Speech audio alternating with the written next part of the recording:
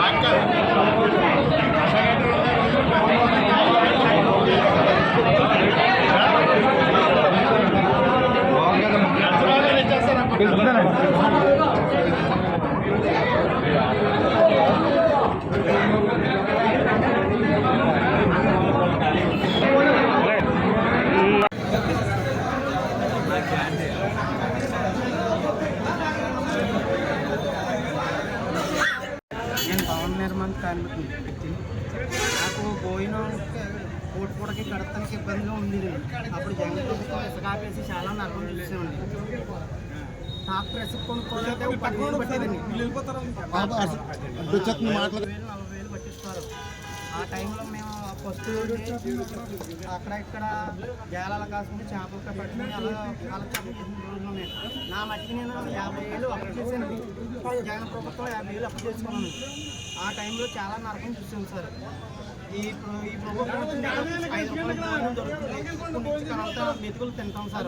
ఇదండి ఆయన చంద్రబాబు నాయుడు గారు, మన ఇక్కడ పుష్పబాబు గారు ఎంతో రుణపడి ఉంటామండి మేము.